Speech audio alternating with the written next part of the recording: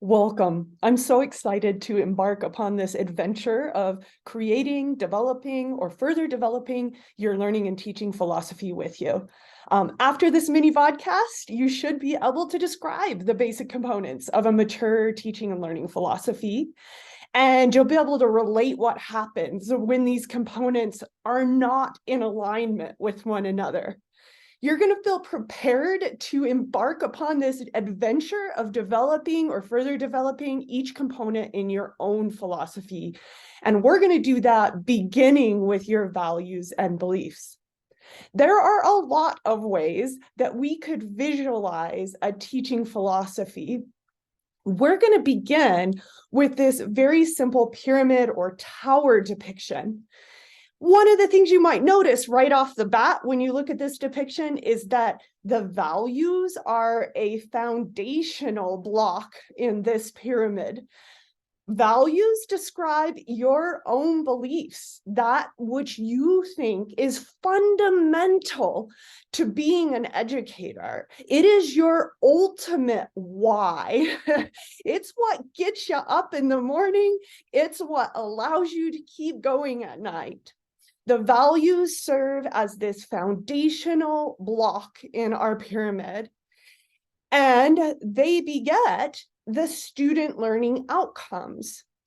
But I state these even more broadly, outcomes in general. That is, what do you want your students to be able to do when they leave their learning experience with you?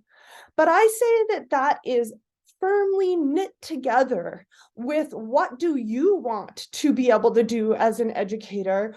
How do you want to self-actualize? How is that inextricably linked with your students' self-actualization? How do they depend upon and buoy up one another?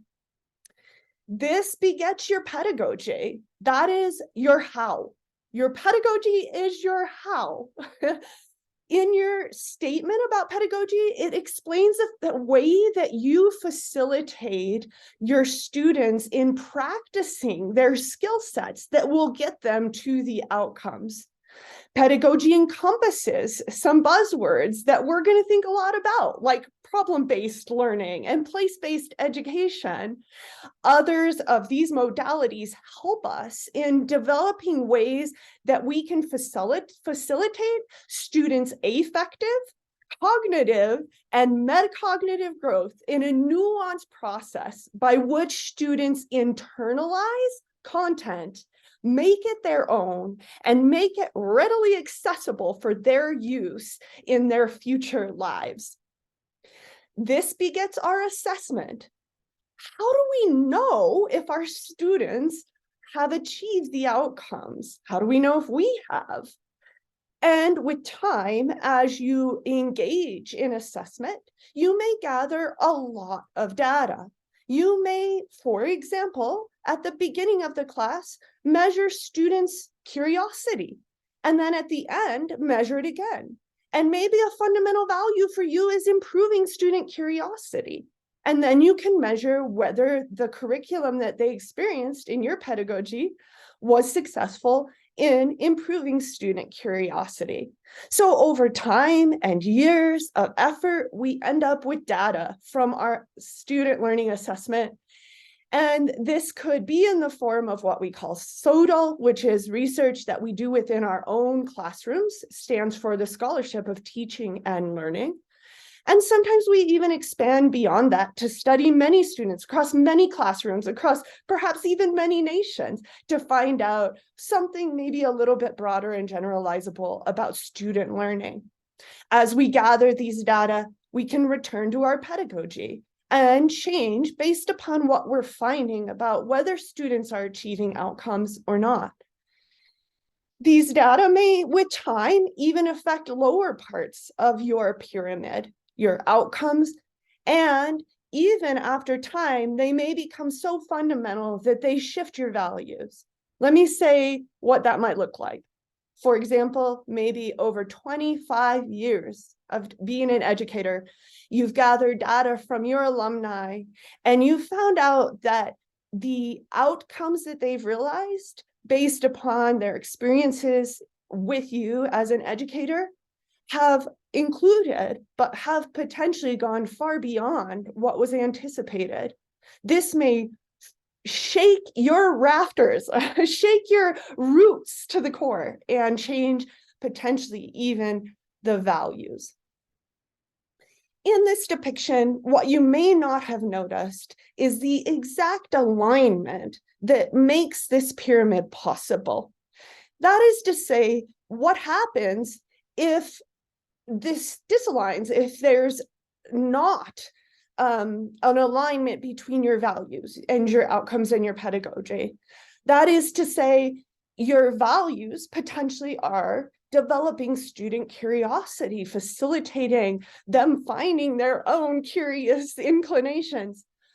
But then maybe your student learning outcomes are students will learn how to accurately balance equations using proper stoichiometry. Your values now disalign with your outcomes. But then maybe your pedagogy is that you lecture on stoichiometry. So it now disaligns as well because students aren't practicing balancing equations, but of course it really disaligns from nurturing their own curiosity. And then maybe your assessment is just a final exam or a final concept inventory that doesn't maybe even include either of those things. Now then your pyramid begins to fall, and we aren't seeing that fundamental alignment. In our pyramid analogy, we do notice that values are at the bottom. They are the fundamental rooted core of this philosophy. But what we may fail to see in this visual is that in many cases, these values are hidden. That is to say, students may never know what it is you value and believe unless we tell them. And sometimes they may not even know what our outcomes or goals for them are unless we tell them. And just putting those outcomes in the syllabus may not actually ever really register for students. So how can we authentically communicate with them about what our values are and how those beget the outcomes that we have, both for ourselves and for them? And then typically on our iceberg metaphor, the pedagogy and the assessment is what students see. So without knowing what's deep down there under the iceberg, it may be hard for them to understand why we practice the pedagogy we practice and assess in the way that we do. So it becomes complicit upon us to express what those values and outcomes are. And that is going to be the beginning of our journey. So our goal is to make the hidden visible, so our students understand our why, and so that we give them permission to bring their own fundamental whys to our learning environment. We will facilitate this by first focusing in on values. We're going to write a "this I believe" statement, or at least "this I believe" bullet points. And we will also offer you exercises that are designed to facilitate your own metacognition around your values and beliefs. For example, you may choose to write an "I am from" poem. You may choose to remember your most inspirational educator. And in this way, we will begin our philosophy development or further development at the values and the core.